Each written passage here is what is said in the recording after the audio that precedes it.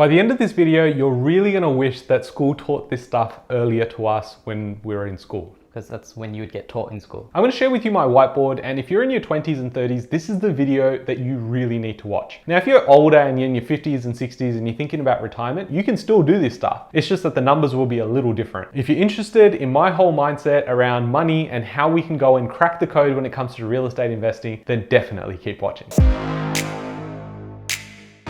Hey guys, my name's Ravi and welcome back to Personal Finance with Ravi Sharma. If you're new here, smash that subscribe button because I talk about real estate, cryptocurrency, and financial freedom. We're about to jump into my whiteboard, and some of you guys absolutely hate these videos because my writing's atrocious, but you also love my voice. So you can kick back, hear what I have to say, and I promise you, you're gonna walk away with some value. What we're doing is we're unlocking financial freedom. Now, I will go on to say that mindset is more important than money. And I remember when I was thinking about my partner in life and who's gonna come into my life and what do they need to bring to the table. And all I said was, I don't care if they have no money next to their name. They just gotta have the mindset. And it's the same thing with my future kids. It's not so much that they've got unbelievable talents and they're gonna earn so much money. It's just, give me the right mindset and I can teach you the rest of it. Having the right mindset is gonna take you so much further than a couple of dollars in the bank. A perfect example is in 2020, when people should have been making moves and had so much money sitting in their bank account, enough to feed their family for the next 12 to 13 months without any extra income, and they were in secure jobs, they still didn't go out there and buy property. In fact, some of them 2-3 years later still haven't done that. And I'm not saying property is everything and real estate investing is God's game, but what I am saying is that mindset is very key. I know people that make a lot of money, like 200-300K, don't have any assets next to their name. And then I know others that have gone out there with an 80K income, bought multiple properties, built their asset portfolio, and more so their mindset. So mindset always wins over money. Now, everyone starts at a different point. So I'm going to use the most common client that approaches our services as the buyer's agency. And from there, you can go and say, okay, these are the things that apply to me. These don't. Let me adapt those numbers for myself. So the most common clients that come to us are singles or couples that are aged between 25 and 35. They usually have no kids. Their household income is about 150,000, if not more. And then they're usually rent vesting or renting at the time. If they're not renting, they're living with parents, and they've got a capacity of about $850,000. Now again, plus or minus. Some people don't have that. Some people have more. Some people have less. Now there's going to be 3 things that I want to cover off in this video that I think helps in understanding my perspective when it comes to real estate investing and the hacks that you need to think about, where the 99% of people, most people will not think about and never execute on. And it's the 1% on the road less traveled that will actually make financial freedom a dream that becomes a reality. So hack number 1, renting can supercharge your growth. And I'm going to show you how. So let's say, for instance, you go ahead and buy a house or a unit for $800,000. And let's assume 100% is your debt. So you go out and you have a 6.5% interest rate on your loan. Now in that case, you go out there and your annual cost is $52,000 on an interest-only loan. You then have rates and insurance, which will mean that you pay an extra $5,000. Your total outlay is $57,200 every year. Now on the right-hand side, we've got someone that's renting. So if you're renting, you're paying $700 a week.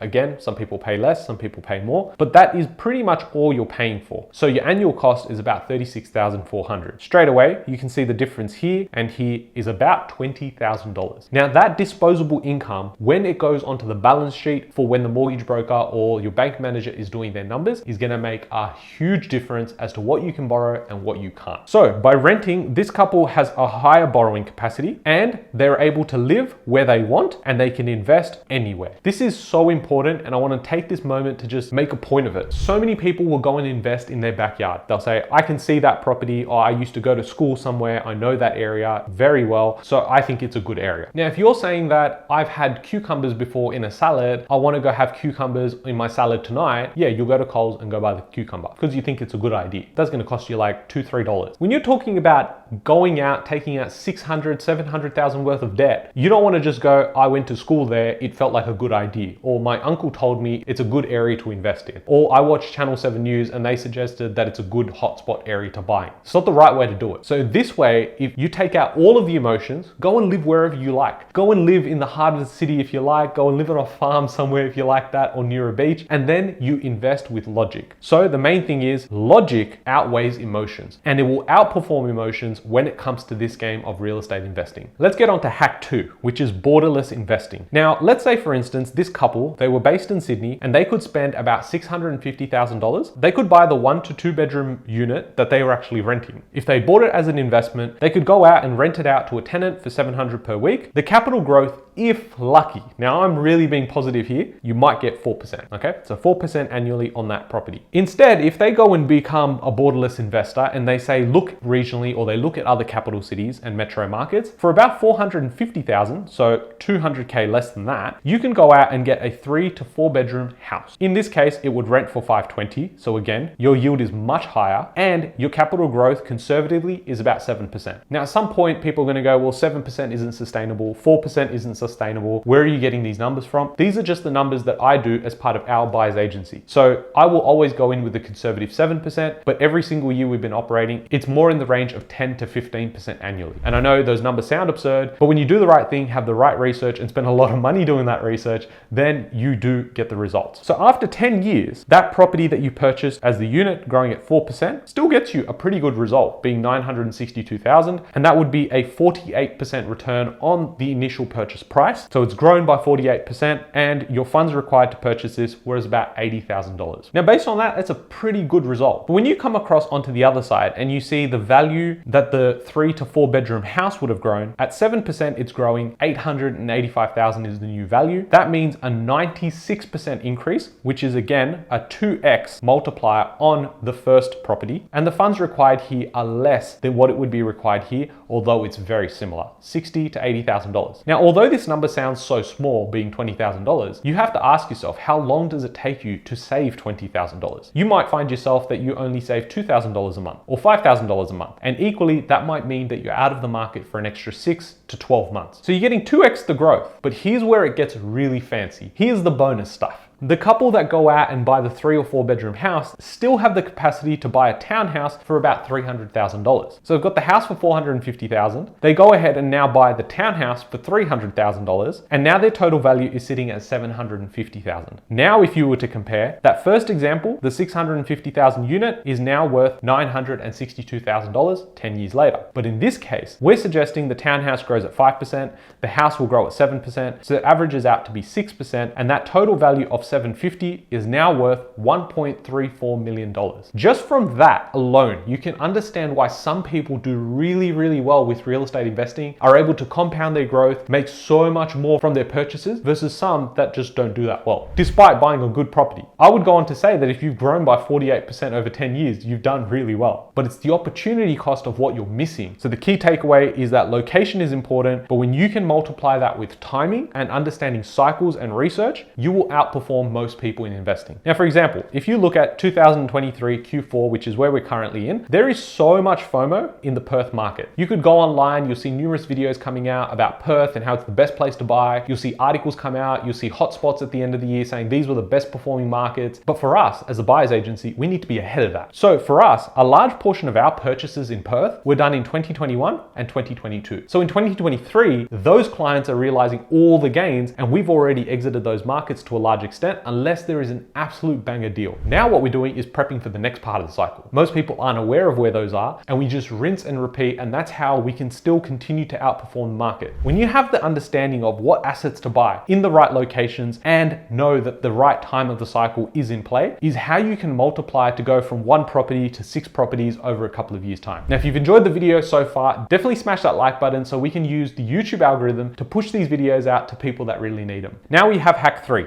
and I'm going to call it, you're building your Avengers, the Avengers team. Maybe you're Nick Fury and you're getting the people together. Yeah, didn't understand that one. Okay. Cool. Essentially, we're building the right team. Now, this is something that I learned with experience. So if I was to start right now and I saw myself 10 years earlier and I said, hey, look, the most important thing you're going to do is you're going to build the people around you. The team that's going to be with you is going to guide you, because now if each person in that team has like 10 to 15 years worth of experience, you can now take all of that experience and hack it. You can expedite the process by having to use their experience and grow your wealth even faster. So property managers are important. I've heard people literally say, okay, I want to have that property near me so I can manage it myself, and that way I can fix things if they go broken. I don't want to pay the 5%, I don't want to pay the 7% to a property manager, I can do it myself. Cool. What happens when you need to find a tenant? What happens if something goes wrong in the middle of the night? Who are they going to call? They're going to call you. And if you've got now 3 properties like that, can you manage? Well, you have a full-time job, and now you've got to manage this. And then on top of that, you've got other commitments, family, social life, and now you've got to 5 properties. Can you manage it? Well, no, something's going to break. And so you've given a poor experience to your tenants. They don't want to tenant your property. They're going to trash your property. It's not maintained well. And you definitely don't want to do something illegally, because then you've got a whole nother headache. So to pay that extra amount, you now can build a scalable portfolio. I speak about this stuff all the time, where I don't want to just go, oh, I've got 1 or 2 properties and it takes all my time, I can't do anything with it. I want to scale that. And the only way you can scale that is by leveraging the right people and their expertise. The next one is a mortgage broker. If you don't have a mortgage broker and you're buying property, you're doing it wrong. The main reason is because they go out there and they're effectively working for you and shopping around, finding the right deal for you. So think about it like having a shopping assistant, and instead of buying clothes, you're buying the best loan product for yourself. So you definitely need to go and get yourself a mortgage broker, because they're going to make your life so much easier. Equally, one of the most undervalued professions is the accountant. If you get a solid accountant and they do their job well and they can help you, your game is completely changed. Especially if you're self-employed, there are so many little things that I just did not know about until I got the right accountant. These people can help you not just save money when it comes to taxes, but they can also assist you when it comes to talking to your mortgage broker and getting things right. Now, one thing I'm going to say about accountants and mortgage brokers, if they start suggesting to you to buy off the plan properties or house and land shit, do not do that, because what they're experts in is getting the loan and pretty much getting your taxes optimized. They are not professionals when it comes to buying in the right locations, buying the right properties. Most of them will get it wrong, and that's mainly because they're incentivized because they get a large payout from the developer. And finally, you have the buyer's agent. Now, this one is questionable. Do you need a buyer's agent? Do you not need a buyer's agent? Well, you could go onto realestate.com right now and you could buy a property, right? It's fairly easy. You could talk to a few agents and you can make it happen. Now, most buyer's agents pretty much will only do that. A good buyer's agent, and which is what I like to think we've got in our team, is we go out there, not just find the right properties, often off market, we're trying to secure it well. So you want to be buying well in the right markets at the right time. Not only that, but you're going through this probably for the first time. So you want to have that assistance when it comes to pest and build reports. You want to know which property managers to go with. It can be a really tough experience if you have the wrong people in your team. So again, you're leveraging that expertise. If you can find a buyer's agent that can help you from end to end, walk you through that process, give you the support that you really need, then you're always going to be able to execute on those actual plans. I find it very interesting when we talk about roadmaps. You know, Ravi in 2020, roadmap this, roadmap that. I see it online all the time. But the reality is you have no idea where rates will be. You have no idea what sort of investment you're actually going to buy as your 3rd investment or your 6th investment. And so this needs to be quite adaptive. You need a team that's going to actually assist you when you're changing up the strategy, strategize, get new tactics around what you need to do to optimize your own lifestyle as well. And that's something that I'm proud that we offer at Search Property. So when you found the right buyer's agent, you'll definitely know. Now, if you've been watching the channel for a while, you know exactly what we do, how we do it. But if you missed it out, you can definitely go check out this video as well. The main takeaway from hack 3 is leveraging the expertise of others around you. Some of those who have been in the same position as you, now you can go ahead and avoid some of the mistakes they've made. I've made plenty of mistakes and I've documented that in my video. So that's why I try so passionately to share as much as I can here, but I share so much more when it comes to our clients to be able to help them buy the right property at the right time and at the right price. So if you want to book a free call with my team, definitely use the link in the description below. So that's your 3 hacks to actually crack the code of financial freedom through real estate investing. I hope you guys have enjoyed this video. Obviously, this only really applies to the Australian market. So if you're overseas, try and find the equivalent of these things that apply in your market. But the main takeaway is that you need to be executing, and you can do that the hard way or you can do it the easy way. And contrary to what everyone told you, the hard way is not always the best way, especially when money is involved. So I hope you guys have enjoyed this video. If you have, smash that like button, share it with someone who is also considering real estate investing, and I'll catch you guys in the next one. Thanks, guys.